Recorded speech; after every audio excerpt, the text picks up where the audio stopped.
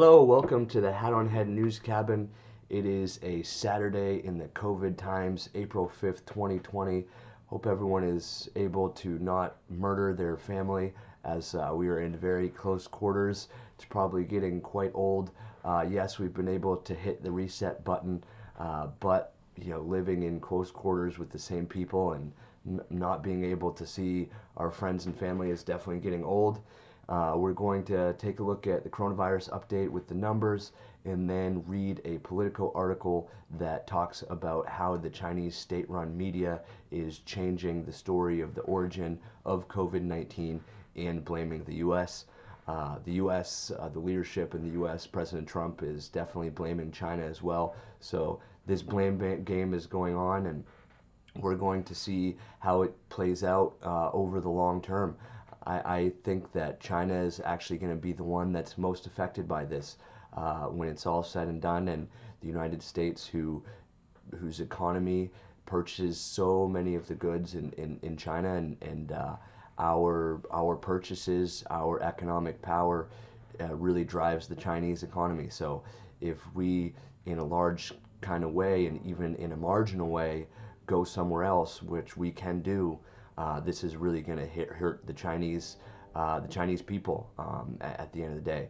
So that's why we're taking a look at this Politico article that is looking at kind of how the Chinese media is talking about the U.S. and the potential conflict that we're going to run into here as the relationship between China and the United States absolutely deteriorate. All right, so we're going to go into the coronavirus update.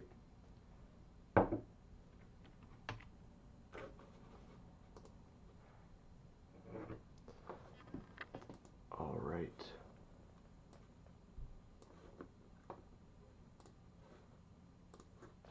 So we have 1,224,000 cases, 66,000 deaths. Down here at the curve. All right.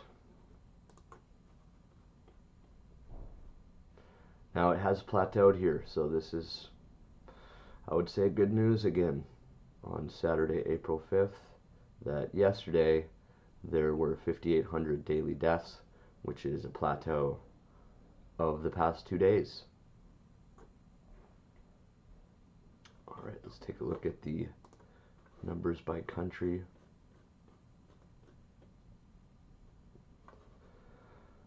$311,000 cases, 8,400 deaths. Spain, 130,000 cases, 12,000 deaths. And Italy with 15,000 deaths.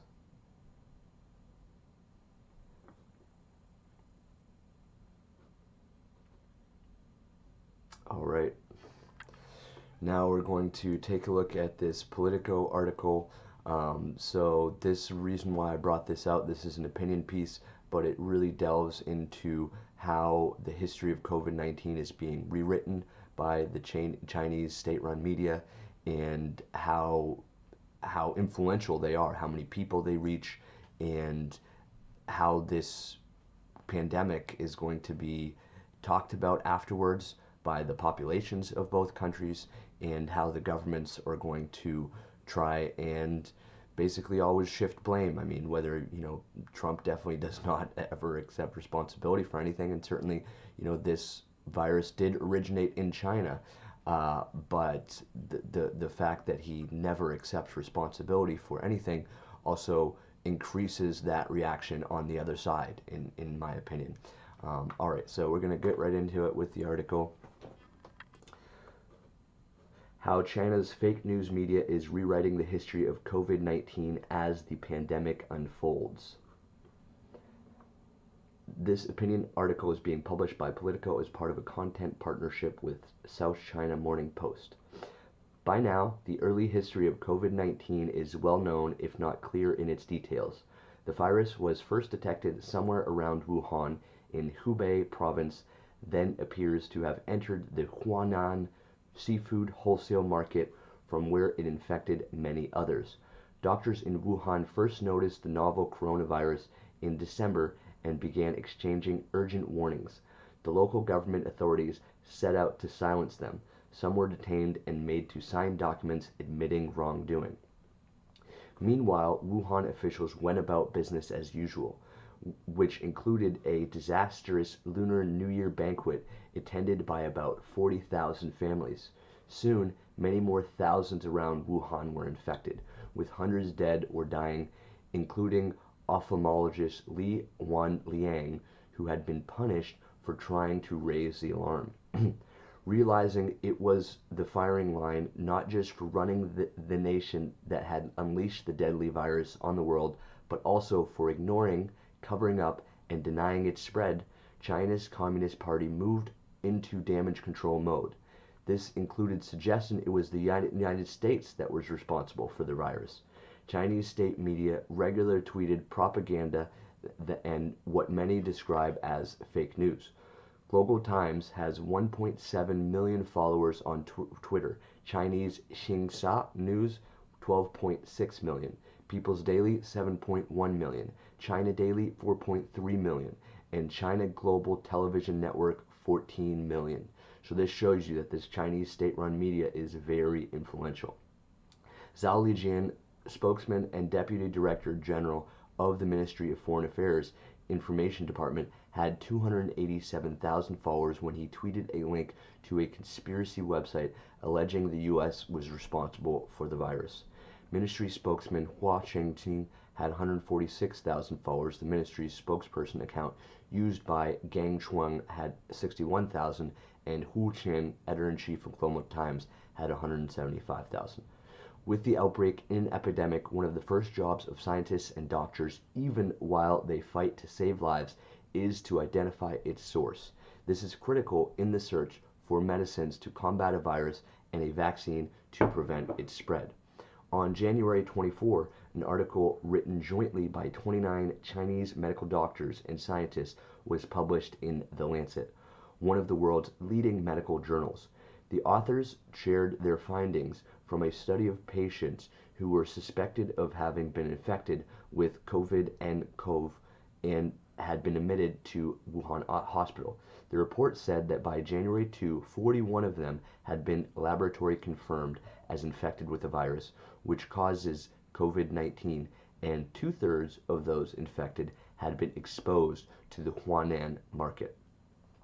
The findings appeared to support anecdotal evidence that the source of the virus was the market, which had been closed by city officials on January 1. This had been often repeated by Chinese authorities and reported widely in the global media. The Lancet article gave scientific currency to this narrative. Then, on February 19, another study, this time published on chinaxiv.org, an open repository and distribution website used by scientific researchers, suggested the market was likely not ground zero for the virus, but rather it had been imported from outside. The study was by a team of scientists from several institutions: Zhangshibana Tropical Botanical Garden of Chinese Academy of Science, South China Agricultural University, and the Chinese Institute for Brain Research. It was revised on February 21. Neither version of the study suggested COVID-19 had originated outside China, but the fake news machine was about to go to work. On February 23, the People's Daily Chinese English language site reprinted a February 22 Global Times article titled "Japanese TV Report Sparks Speculations in China that COVID-19 May Have Originated in the U.S." The original Global Times article, which no longer available online, began a report from a Japanese TV station that suspected some of the 14,000 Americans died of influenza may have unknowingly contracted the coronavirus has gone viral on Chinese social media, stoking fears and speculations in China that the novel coronavirus may have originated in the U.S. People wanted to believe this, so they did. The report by TV Asahi Corporation of Japan suggested that the U.S. government may have failed to grasp how rampant the virus has gone on U.S. soil. The article continued, "The story sparked various conspiracy theories on the Chinese cyberspace. The military World Games were held in Wuhan in October. Perhaps the US delegates brought the coronavirus to Wuhan, and some mutation occurred to the virus, making it more deadly and contagious and causing a widespread outbreak this year. A user posted on China's Twitter like Weibo. And this is so like just on Twitter, right? So Weibo is like Twitter, and they just say random stuff and then it gets picked up. An international relations professional at Shanghai-based Fudan University noted that global virologists are working to track the origin of the virus, including the intelligence agencies. Netizens are encouraged to actively partake in discussions, but preferably in a rational fashion.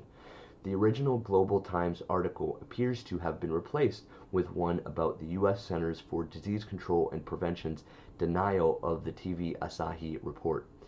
On March 4, the People's Daily reprint of this article was used on the basis for a piece published on conspiracy website globalresearch.co titled China's Coronavirus, a Shocking Update.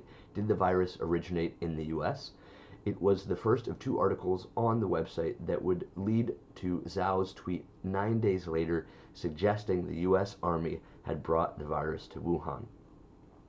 The March 4 article begins, the Western media quickly took the stage and laid out the official narrative for the outbreak of the new coronavirus, which appeared to have been in China, claiming it to have originated with animals at a wet market in Wuhan, which is what happened. This omits a few salient facts.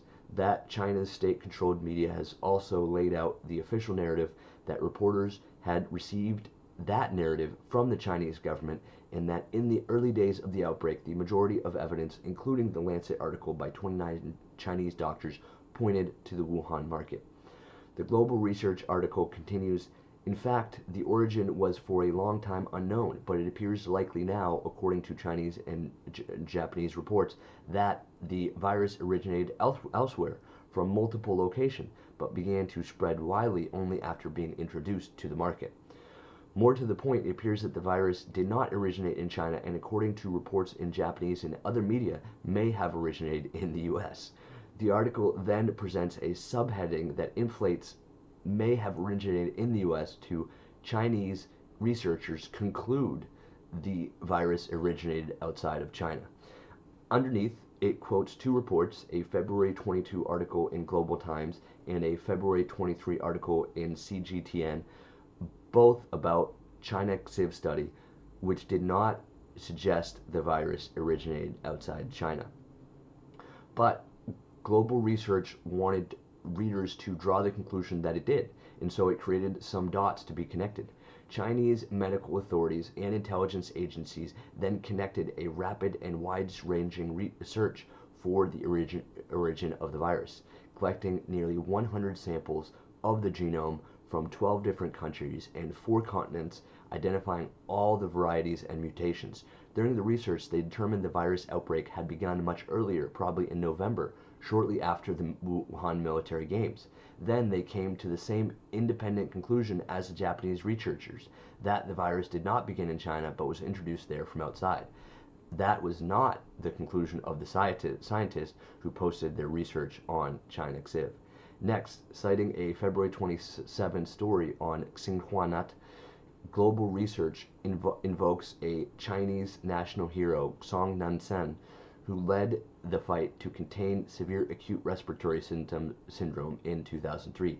China's top respiratory specialist, Song Nansen, said on January 27, though the COVID was discovered in China, it does not mean that it originated from China. But it did. Global Research translates this for its readers. But that is Chinese for it originated someplace else, in another country. Song did not say that neither did Xinhuanat, and the Japanese researchers Global Research refers to are never identified.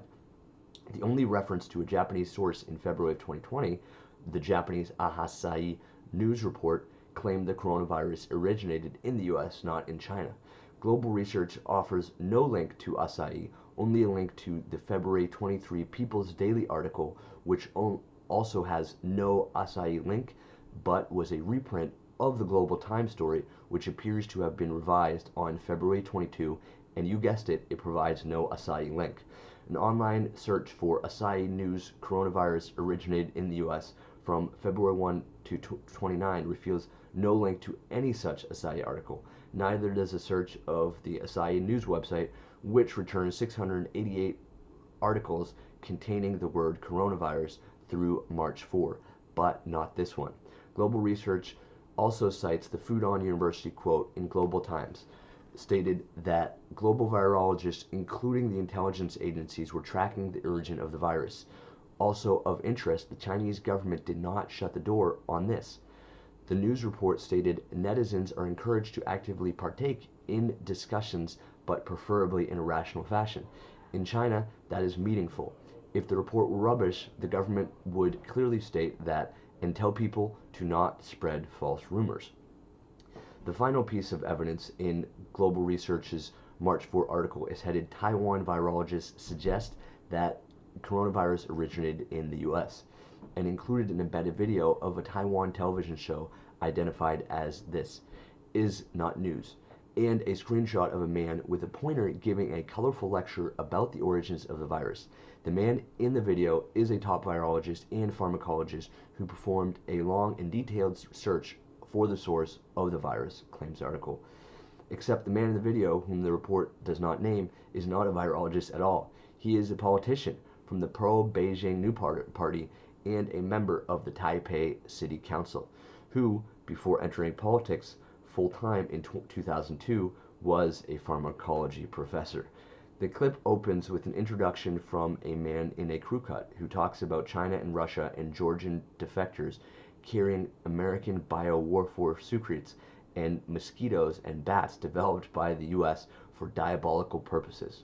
As he talks, tabloid-sized purple characters scroll along the bottom of the screen, punctuated with question marks and exclamation marks, and the one English acronym every conspiracy theorist worldwide knows, CIA. Capping his performance is a 1981 analysis purported to have been carried out by the U.S. Army that showed the attraction of entomological warfare to the U.S. military and American taxpayers. 50% of a city of 1.2 million people could be wiped out at a per corpse cost of 29 cents. So this is just propaganda, really.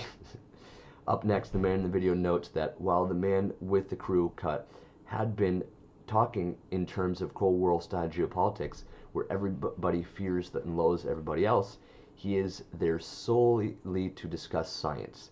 Then he waves a pointer with a plastic yellow index finger at its tip, indicating diagrams of multicolored circles as the most complex diagram arrives on screen.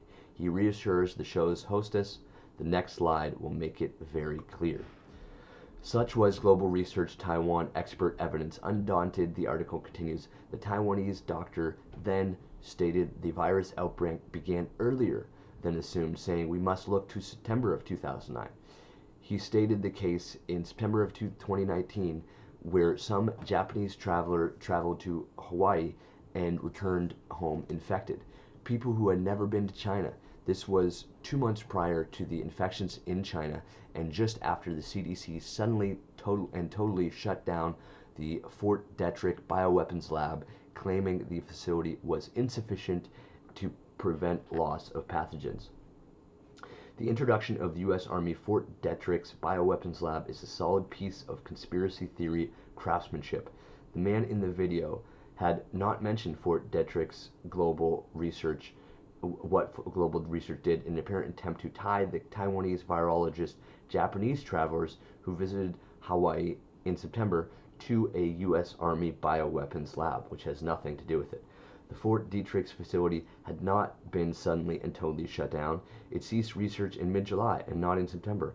And how one of the most contagious viruses in history traveled from mainland to Hawaii over a 6 to 8 week period, leaving no trail of illness or death, goes unexamined by Global Research.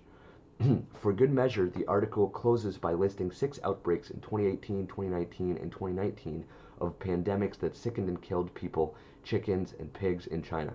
Each includes notes such as China needs to purchase U.S. agricultural products, suggesting that as part of the trade war, the U.S. had been unleashing pathogens in the mainland for more than 2 years in order to make China buy American. In summary, the March 4 article invokes mainland hero Zhong, the Japanese and the Taiwanese, two American allies with no reason to lie, and adds the CIA and a leaky U.S. bioweapons research lab for spice. All independent and non really confirming the others while appearing to come close. Perhaps most impressive of all, the author produced almost 2,000 America-bashing words, and not one of them was Trump. On March 5, without citing the Global Research March for Peace or any of the underlying Chinese media articles, Zhao tweeted, confirmed cases of COVID-19 were first found in China, but its origin is not necessarily in China. We are still tracing the origin. No, we are not. On March 11, the Global Research published a follow-up, COVID-19, further evidence that the virus originated in the U.S. The story begins by recapping the March 4 article, upgrading the never-found Japanese Asahi broadcasters and the man in the video to Japanese and Taiwanese epidemiologists and pharmacologists who have determined that the new coronavirus could have originated in the U.S. The man in the video, who was now also a physician and a scientist. Recalling his attempt to place the first COVID-19 case in the U.S. Global Research, again points out, immediately prior to that, the CDC totally shut down the U.S. military's main biolab at Fort Detrick, Maryland, due to an absence of safeguards against pathogen leakages, issuing a complete cease and desist order to the military. As evidence, Global Research had posted a screenshot of an August 5 New York Times headline, "Deadly Germ Research is Shut Down at Army Lab Over Safety Concerns." Problems with disposal of dangerous materials led to government to suspend research at the military's leading biodefense center. In fact, the New York Times article had not stated the center had been totally shut down. It had reported that 900 people worked at the facility, and although many projects are on hold, a facility spokesman said scientists and other employees are continuing to work, just not on select agents.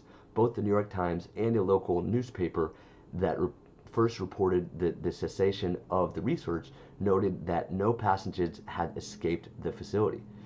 Global Research's March 11 stories continue. We also had the Japanese citizens infected in September of 2019. In Hawaii, people who had never been to China. These infections occurring on U.S. soil long before the outbreak in Wuhan, had only shortly after the locking down of Fort Detrick. Then on Chinese social media, another article appeared, aware of the above but presenting further details. It stated in part that 5 foreign athletes or other personnel visiting Wuhan for the World Military Games October 18 to 27, 2019 were hospitalized in Wuhan for an undetermined infection. That other article is a blog on Chinese social media identified by a QR code that began, "Because there have been so many American dogs recently, in consideration for my account's safety, I must write some country or M country when referring to America." The blog entry, which appeared to be a work in progress and is no longer online, recycled much of Global Research's March 4 article, adding screenshots of local news stories about U.S. military personnel in Wuhan for the October military games who were hospitalized. According to Global Research, the article explains more clearly that the Wuhan version of the virus could have only come from the U.S. because it is what they called a branch, which could not have been crafted first because it would have no seed. It would have to have been a new variety spun off the original trunk, and that trunk exists only in the US. So there it was, a post on Chinese social media about foreign athletes or other personnel visiting Wuhan for the World Military Games in October, completed in the conspiracy's journey. The fake news world had rewritten the origin of COVID-19. It was not due to a catastrophic natural occurrence somewhere in or around Wuhan as the world's scientists believe, but to a bioweapon brought to Wuhan by the U.S. Army. At the end of its March 11 article, Global Research returned to January, citing 2 articles in Science magazine for further evidence of its conspiracy theory, neither of which states that the origin of the virus was, Global Research puts it, not in Wuhan. Tying a bow around the package, Zhao would soon forward to hundreds of thousands who would forward it to hundreds of millions. So at the start of the article, it talks about the reach, and now we're getting to what Zhao is putting out there. On the morning of March 13, Zhao tweeted links to the Global Research article. This article is very much important to each and every one of us. Please read and retweet it. COVID-19, further evidence that the virus originated in the U.S. It would be useful to read this prior article for background. China's coronavirus, a shocking update. Did the virus, followed by, just take a few minutes to read one more article. This is so astonishing that it changed many things. Changed many things I used to believe in. Please retweet to let more people know about it. China's coronavirus, a shocking update. Did the virus originate in the U.S.? Global Research, the Western media quickly laid out the official narrative for the outbreak of COVID-19, which appeared to have begun in China. By the late afternoon, the South China Morning Post reported that the hashtag topic Zhao Lijian sent out 5 consecutive tweets questioning the U.S. had been viewed more than 4.7 million times on Weibo. 12 hours later, the New York Times reported it had been viewed more than 160 million times. Zhao's Twitter followers have increased from 287,000 to more than 500,000 media followers, carried stories about his tweets, putting them in front of millions more viewers, most of whom would never have seen them on Twitter or Weibo. Fake virus news had gone viral.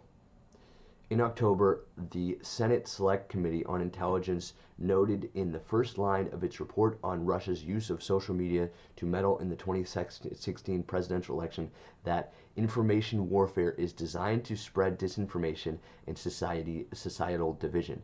Zhao's tweets accomplished both. The disinformation was obvious. Critical thinking in abeyance, plenty of people will believe a claim that the U.S. Army planted COVID-19 in Wuhan. Even more will want it to be true. When President Donald Trump, Secretary of State Mike Pompeo, and others began fighting back by loudly and repeatedly calling COVID-19 the Chinese virus, social division in the U.S. grew, if that is possible. The media accused Trump of being racist and xenophobic and inciting more of the same towards Chinese Americans. This only caused Trump to say it louder and more often. One wonders how much longer Washington will continue fighting the information war against Beijing with one arm tied behind its back. Chinese media enjoy free run of the U.S., including on Twitter. The U.S. has no such freedom in China. Not a few pundits in these past few weeks have predicted COVID-19 will end globalization or even life as we know it. That seems unlikely given the short-term nature of people's memories and how profitable life as we know it has been for so many people. But given the mischief Zhao's tweets caused, Beijing days on Twitter might be numbered.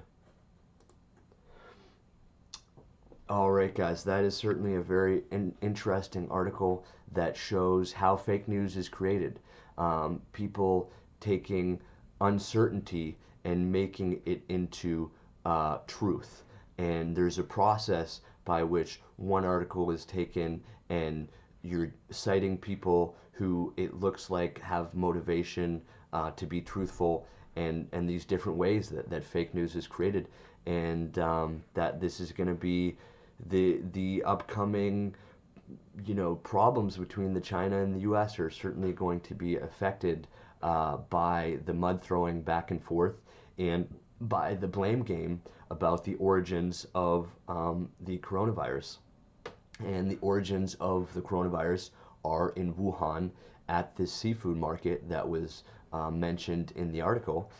this is clear, and this is definitely, we do have to keep the truth from being impacted by people who are just spreading propaganda. All right, well, thanks for joining me. Hope you guys are able to enjoy your Saturday. Keep your hat on your head.